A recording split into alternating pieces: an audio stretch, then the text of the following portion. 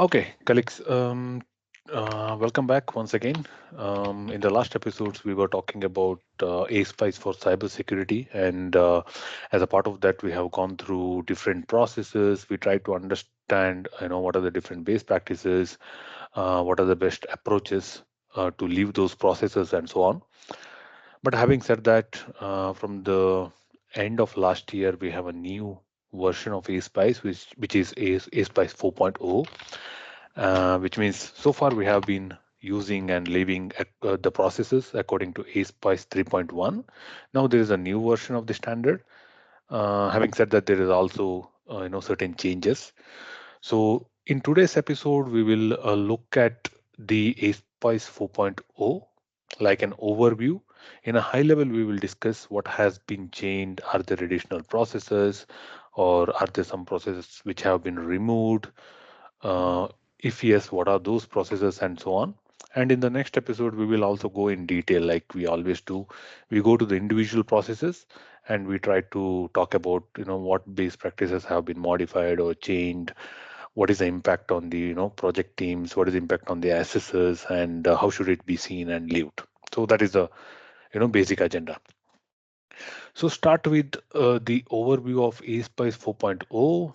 Let me share my screen and I will take you all through you know the landscape. So here is the landscape for ASPICE 4.0. So now on a high level, if at all we have to decide, or if at all we have to identify what has been added, normally you could see an hardware engineering process group here, HWE, which was not there in ASPICE 3.1, which is newly added. So as a part of that, we have four new processes: hardware requirement, hardware design, hardware verification against the design, and verification against the hardware requirement. So this is a new, let's say, plugin model for the hardware which is being added. And we also have four processes which have been added for the machine learning engineering processes. This is where I could see it here. And we also have Val1 validation, which is newly added. And also in the supporting process group, we have machine learning data management, which is also something newly added. But having said that, in this image, of course, it is not seen, but there are several processes which have been removed. For example, if you see the supporting processes, earlier we had a lot more than the four, which could see here. So they have been removed now. And also on the acquisition process group, supplier monitoring has been only kept right now. There were also other processes which have been removed in the ASPICE 4.0. So in a nutshell, if you could see the system engineering process group, things remain the same. Software engineering group, also things remain the same. As whenever I say things remain the same, there are six processes before, and there are still six processes, but the naming has been changed a little bit. We will also talk about that in a bit. Apart from that, we have two new plugin models: hardware engineering process group and machine learning engineering process group. Having said that, hardware engineering process group itself is not something really new. New in the sense it is new for ASPICE, but Intex already had the hardware engineering process group. But now they also brought it inside the ASPICE landscape. Now, what is in the VDA scope? Because we also know that VDA scope differs a bit compared to what is there in ASPICE 4.0, which means whatever the processes in ASPICE is not necessarily be in the VDA scope. So now what comes in the VDA scope? The base of the VDA scope is comprising of these four processes here in the supporting process, which is the quality, configuration, problem resolution and change, plus the MAN3, project management. So this is the base plus a plugin, either the base plus system engineering. If somebody is only working on the system level, then they have to only follow the system level processes. Then sys2, sys3, sys4, sys5 is in scope. Sys1 requirement elicitation is still not in scope of the VDA. Okay, this is still optional. Or it's like your base processes, project management plus system plus software, or system software plus hardware plus machine learning. So these are all like a plugin, you know, processes. So which means based on what is in scope, normally an organization can decide that either they need to follow system engineering plus software engineering plus hardware plus machine learning, or only one of those, or combination of couple of these processes. But base is required because these four plus project management is a base. Now, as I told, SUP 11 machine learning data management is optional, so it depends.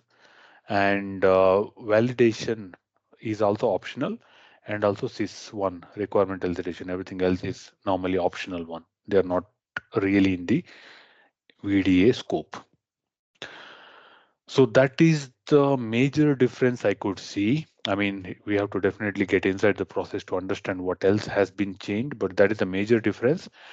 If something more I can tell, just looking at this particular overview, is in the system level, I don't see much of a change because everywhere the names have been the same. Maybe I think system verification is, I mean, I think test has been replaced by the word verification in the Aspice 4.0. So this is where earlier maybe we had system integration and integration test. Now it is system integration and integration verification. Same here, system test becomes system verification. The same applies to the software level. So earlier, wherever we had test, this has been replaced by the term verification in Aspice 4.0.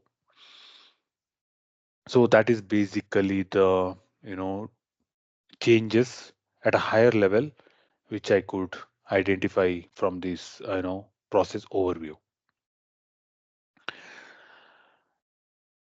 Questions or anything to add on?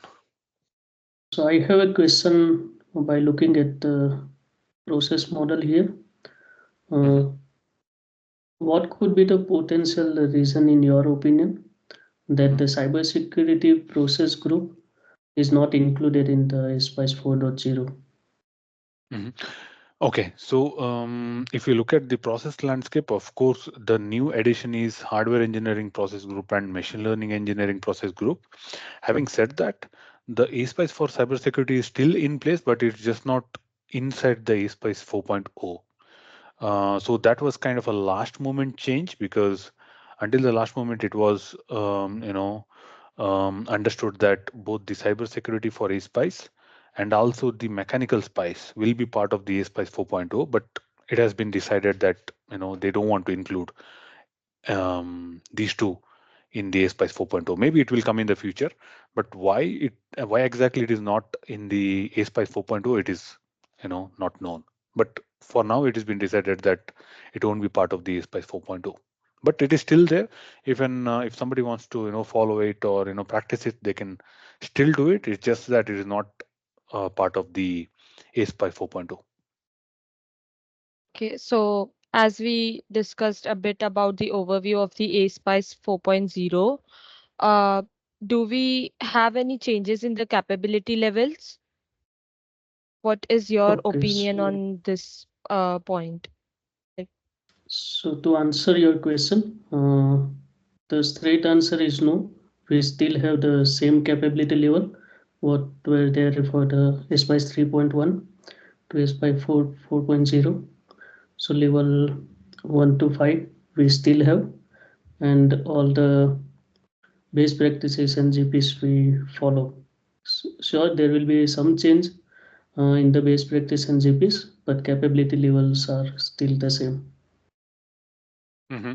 Yeah, I mean, to confirm the response from Dharmesh. Yeah, there is no difference when it comes to the capability level, because we had this 1 to 5 and there was some namings for each of these levels that would remain the same. Having said that, the rating methodology will also remain the same, because earlier also we used to do not achieved or partially achieved, largely, fully. The same rating schema will continue to work. So on that front, there is no change. There are some changes with respect to the base practice, in the sense, in some processes some base practices have been removed completely or merged into one. Two base practices merged into one, or some of the base practices are taken directly to the let's say generic practices, like if at all you go to the testing part, because we will also discuss in detail. The base practice one in the testing part is about the strategies. Now these strategies have been taken directly to 2.1.1, the generic practices. So which means the strategies are no more part of your level one. So in that case, of course, your base practices will reduce. So such kind of a changes are there. But when it comes to the capability level itself, and also when it comes to um, the way it is been rated, this is going to remain the same. So I have a question related to business. So Mhm. what are the impact of this new version of Aspice 4.0 in the automotive world? That's an interesting question, because in order to identify the impact, we have to see who are all affected by this new version. So normally I see it in this way: automotive organizations. Okay, if there is an automotive organization which is developing automotive systems or a software, then how are they impacted? Now imagine that they are already using the ASPICE 3.1. Now there is a new version, which means there is an organization process landscape. Along with that, they have a templates. Of course, they have to go back and see what is the what are the changes with respect to the processes, and they have to update first their organization process. This is something really important, because there are definitely some changes, not a lot of changes, but there are definitely some changes. And also we have these additional processes like hardware related processes or machine learning related processes. And if they are developing any of the product where hardware is also one part or machine learning is also another part, then they also they need to additionally describe these processes, create related templates, and put everything in place in the organization level. This is point number one. Now the question comes, leaving this process, or leaving this ASPICE 4.0 in the projects, which means so far an engineer or the project team has been using ASPICE 3.1.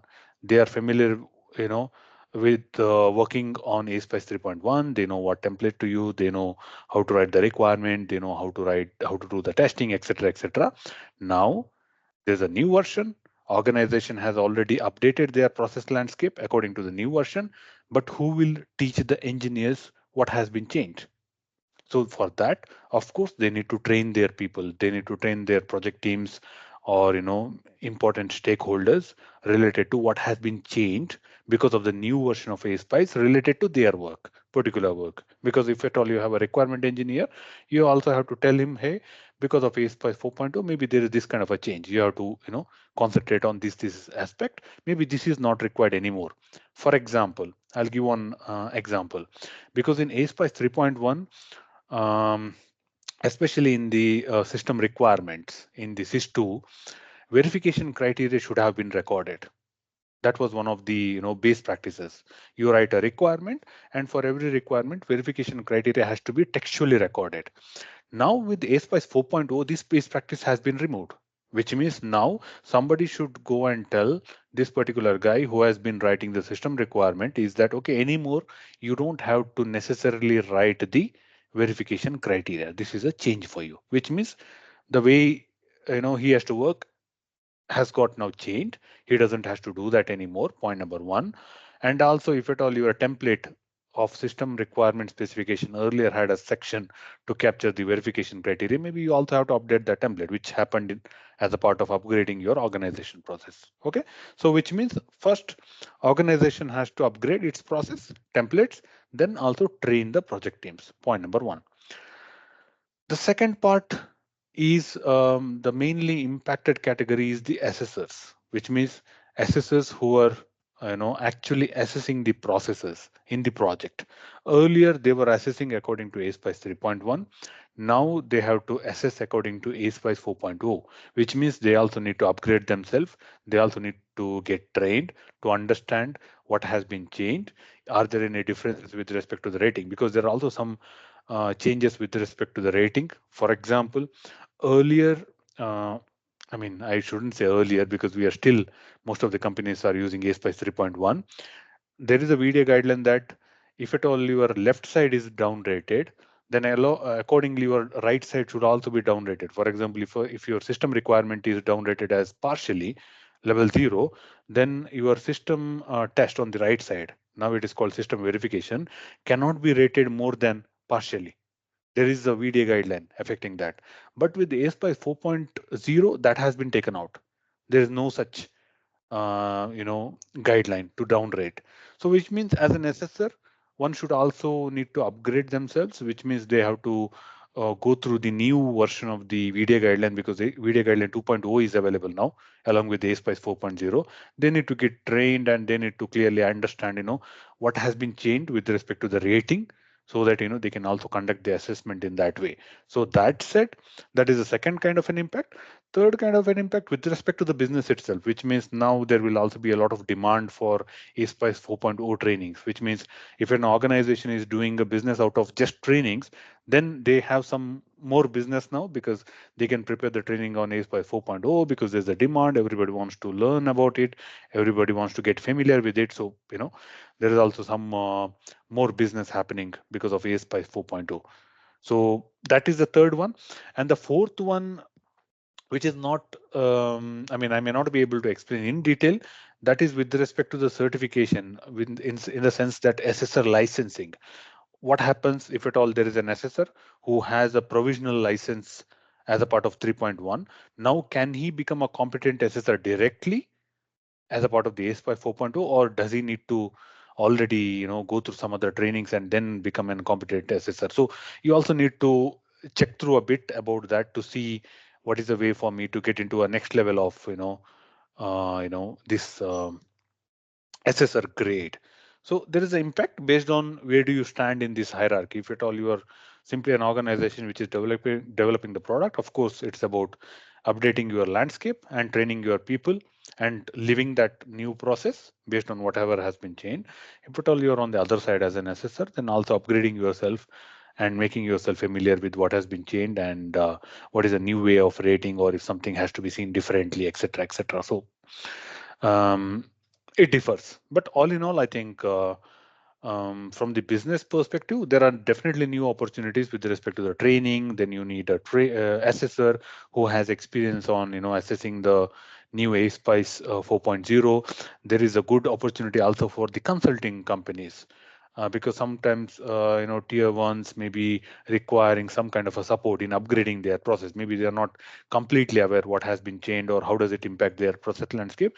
Then they would need a support from an external company. So I think it's additional business for everybody.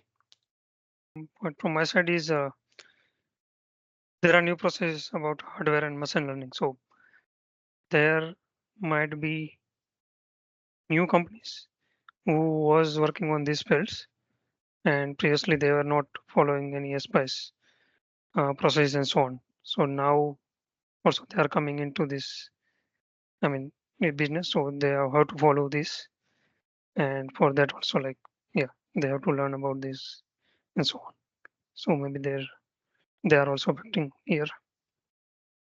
Exactly. I think that is bit of an additional, let's say, work, because earlier an organization which was developing a system which was using a hardware, they didn't have to use Spice, because Spice was not covering hardware. Now there are 4 processes for hardware, which means even in the hardware development you have to take care of whether you have a requirement, whether you have a right design, are you verifying everything, is there a traceability between the testing and the requirement, etc., etc. Similarly, as Ronak mentioned, also for machine learning, because now machine learning models or the components are also part of the software for automotive, considering the autonomous driving. So which means whichever the organization is developing or working on these modules, they also have to show compliance, or have to develop it according to the new processes which have been defined. So which means additional work for these companies as well, or the project teams. Okay, so can I ask a question? Yeah, please. Yeah. Since we talked a bit about the assessment and all these things, so how will the new process groups, like the additional ones, hardware and machine learning, impact the overall process assessment in ASPICE 4.0? Mhm. So it purely depends on if somebody is using. Let's imagine an organization has been only developing software components so far. Yeah. So this is where maybe they are not really affected by the hardware, because I mean, if their business is only software, they are never developing anything on the hardware, so they don't follow. It is also not in scope of the assessment. On the other hand, if at all organization which is also working on the hardware, of course, based on the customer requirement, they also have to follow hardware processes. Then they have to prepare all the artifacts. They also have to bring it in the scope of the assessment. Then they also have to get it assessed. These processes. So it purely depends. The change in a sense that, okay, from the assessor perspective, there is a change that maybe, all the assessors so far haven't been assessing hardware processors because it's new. So it will take some time to consolidate and to get experience in different projects, so that everybody try to form a same opinion about the project results. So normally they see that it's about 18 months, the transition period from 3.1 to 4.0, because it also takes some time. So this is where there is a bit of a challenge even for the assessors if they're not really familiar with the hardware processes, or if they're not really familiar with the hardware development. It could be a bit challenging initially to assess these processes and to rate it in a right way, in my opinion. And I think the most challenges will come in the machine learning, because machine learning is, I wouldn't say it's quite new, but it's quite trendy in the automotive. So this is where it also requires a bit of an inside know-how to assess these processes. It's because it's at the end of the day, it is not really black and white. It is not really to say that, okay, there is a base practice, I see evidence for that, then I rate it fully. It is not like that, because you also have to see process related product risk, which means sometimes even though it looks like things are there, maybe it is not effective one. So you may foresee a process related product risk, and it is also definitely a job of the assessor to identify this process related product risk. And for that they also need to have a bit of a deeper understanding of this machine learning or hardware development, so that they can identify the process related product risk. So this is where it would be bit complex for the assessor in my perspective. And also in my opinion, it would also take some time for organizations to get used to it, because today if you see, there are some automotive companies, they have been developing hardware maybe since several decades, not just years. Now, going forward, if they have to show compliance to ASPICE 4.0, they have to follow the hardware processes in development. So, which means they have to train their team, build these processes, write down the templates, choose the right tools, etc., etc. So, it is going to take a bit of effort for everybody. Next question. Yeah, so short while ago we discussed about base practice modification. So in general, if I see Aspice 4.0, I could see that now the best practice related to traceability and consistency have been merged. So in your opinion, would that be good or it's more confusing now? Mhm. Okay, I mean, when we get into the detailed processes, of course, we will talk again in detail about this particular topic. But having said that, in my opinion, there is no problem in combining traceability and consistency, because at the end of the day, it is just that two base practices are combined together and made one. There is no other big difference, because earlier, because see, the only difference, okay, now again, we have to see who is impacted by this. Again, two groups. First one is the project team which is leaving. Does it make any difference to them? No, no difference. They have to do a traceability. They have to ensure the consistency to make sure that they are tracing the right requirement to a right test case, or they are deriving a right requirement from a right higher level requirement. So they have to do it earlier or now, no difference. They have to do it. But for the assessor, there's a difference, because earlier they used to rate two base practices. Now they are rating only one base practice instead of two. So there is a difference for assessor. But having said that, even on the traceability level, there is a major change in the ASPICE 4.0. The major change is in the earlier VDA guideline. I'm not talking about the current one, which is 2.0. The earlier VDA guideline, the granularity of the traceability was at the each requirement level or at the each test case level. But with the new VDA guideline 2.0, the granularity has been reduced to the cluster. It doesn't need to be in the individual requirement level, which means you can group, you can trace a cluster of requirement to a cluster of test cases anymore. Okay, so that is a big difference, because there was also some feedback taken from the community, because in complex projects, when you have thousands of requirement, tracing them to thousands of test cases individually takes a lot of effort, and maybe in some cases it also didn't bring much of a value. But now they said cluster of requirements can be, on a cluster approach can be followed. Now it may be a bit easier, it may make life a bit easier for the project teams, because it may be a bit of a less work for them, but it is a lot more complex for an assessor. Now if at all, as an assessor, if I see 50 requirements traced to some 50 test cases as a cluster, now to ensuring the consistency is going to be a lot more difficult, because now I have to go much more deeper to see if every line of a requirement has been covered by one of the other test cases or not, because the granularity is at the cluster level, and that's going to make life of a assessor a bit more difficult. But having said that, there is always a pros and cons. If one approach is liked by one group, may not be liked by other group. So far assessors have liked how the traceability was done, but now I think the project teams would like the new approach. But yeah, so that is a kind of a difference.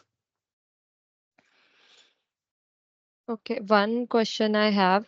So, how does the streamlining of requirements in ASPICE 4.0 affects the overall quality achieved, like as compared to ASPICE 3.1? Okay. Okay, with the requirement itself, again, when we get into the process, we will do comparison of base practice by base practice. Yeah, so that would give us a bit of an idea what has been added or what has been removed. But there is no process in ASPICE 4.0 which has more base practices compared to ASPICE 3.1. There are definitely Yeah, processes which has less base practices, less. Yeah. because many have been merged and removed, but there are no processes which has more base practices in comparison to ASPICE 3.1. So overall, in my opinion, there is not much of a difference with the overall quality, because even with the ASPICE 4.1, certain sorry, so even with the ASPICE 4.0, certain things have been moved here and there, because as I told, certain base practices has been completely removed, like the verification criteria. Somewhere else it has been merged, like traceability and consistency. So overall, I don't think there is not much of a difference with the overall, the way some guy used to work on the requirement level in the past. It could be that some of the aspects have been merged with something else. Maybe it's been combined to one of the other base practices, so that you don't see as a separate base practice in the ASPICE 4.0. But all in all, I wouldn't say that there's like a lot of difference when it comes to what will be the outcome. Because if at all somebody has worked according to 3.1, what will be an outcome as a part of the system requirement analysis, it wouldn't differ a lot in ASPICE 4.0. So it should be similar outcomes. So I have one more question regarding the strategies in the test processes. So now it called verification process. So in Aspice 4.0, now the strategy is moved from base practice 1 to generic practice 1.1.1. So how this would be impacted in terms of doing as well as assessing perspective? Okay. So in my perspective, I think okay, first maybe let's talk about the doing perspective for the project team. So I mean, generally for the project, at least level 2's till level 2 is followed. So it's not like maybe now team don't have to do or define the test strategy and so on. That is mostly not the case. So team has to still do that. Uh, but yeah, now like for the assessment perspective, it might be different. That like previously, if there was some shortcomings in the strategy, then that was affecting many other best practices. Like if strategy is not right, and that can lead to downrating of many other best practices maybe, which was affecting overall rating of any particular process. I think that could be now reduced, that like the level 1 is not affected by the strategy. So whatever we are doing, that is not affected by shortcoming in the strategy, and maybe level 2 is only affected by that. So yeah, I mean that's my perspective about this. Hmm. Yeah, I mean that is the right understanding, because earlier, if because BP1 is a strategy, if strategy is downrated, then it would affect everything else, the BP2 and so on. Now BP1 is removed and it's been moved as a first generic practice. Having said that, there is a twist. The twist is, earlier only the verification processes or the test processes needed a strategy. Now, since it has been moved to a generic practice, now every process requires a strategy, because it's 2.1.1. So you have to define the objective and strategy. So that is one big difference, which means, okay, it doesn't affect your level 1, but now even the project management requires a strategy. Your software requirements requires a strategy, which means again there are certain points given where you have to write entry criteria, exit criteria, some generic points are given. So it is, in my opinion, a bit more work, because now you have to define strategy for every process. Point number 1. The point number 2 is, now this strategy is not that clearly defined what has to be covered, because if you see the VDA guideline, the earlier VDA guideline, there were very clear instruction with respect to the testing strategy, what has to be covered, like how are you selecting your test cases, um, what kind of a test environment you are going to use. And if at all some of the informations are not captured, then you had to downrate. But now, since it's been moved to the generic practices, it is covered, the points have been given very generic so that every process can be covered in that. So it is not that clear. Like there are a couple of things I have seen, like entry criteria, exit criteria, but it doesn't really say that, okay, these points has to be covered if it is a test strategy, these points has to be covered if it is a development related strategy. No, there is no such difference. So it is bit more work and less clarity, in my opinion. So because of this change.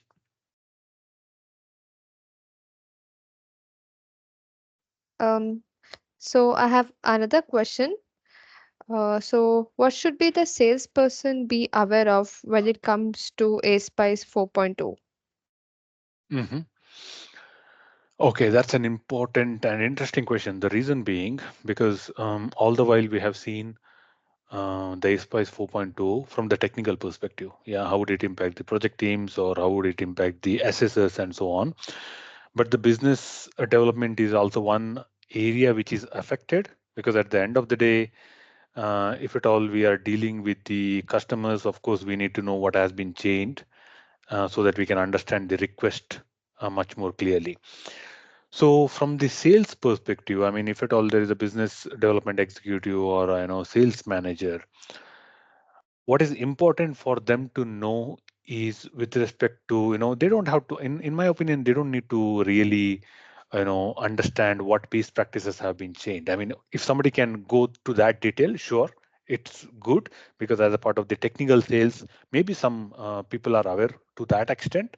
But from a typical business development perspective, one has to definitely know what are the major changes which will affect the cost at the end of the day. Because see, for example, I'm a tier 1, and there is a business development engineer in a tier 1 who has been deciding on the cost factor earlier according to Aspice 3.1. Now imagine that this tier 1 is developing a system which uses both software and hardware, which means whenever he was quoting the prices according to Aspice 3.1, maybe he or she was always considering the Aspice effort only for the software and the system along with supporting processes. But now there comes a new request from the customer and the compliance is expected against Aspice 4.0, then you should also need to consider this additional cost which you have to incur to show the compliance to the hardware processes, because now that is also in scope for you, because it is a major change. Point number one. Point number two, what is also important for the sales team is to make sure that organization is already ready to take projects according to Aspice 4.0, which means if at all we have to commit to the customer that we will be able to show the compliance, then of course organization also has to prepare, which means training of your team or with respect to upgrading your process landscape already to give a confidence to the customer that we are able to run the project according to Aspice 4.0. This is also something important. And the third thing is, of course, the more knowledge will also bring more awareness, because sometimes you go to a customer with certain kind of a price, maybe they won't be able to understand at first why there is such a huge difference in the pricing with respect to the Aspice 4.0. So this is where, if at all a salesperson has more understanding about what has been changed and how does it directly impact the effort of the team, and from the effort you can always derive the cost, because more effort means more cost, more resources required means more cost at the end of the day, right? More time required means more cost at the end of the day. So they will be able to explain it well to the customer or make the customer understand. So this is something really important. So this is where I also see that the new version is also important even for the business development executives, so that you sell better, or let's say you explain the cost better to the customer. Point number one.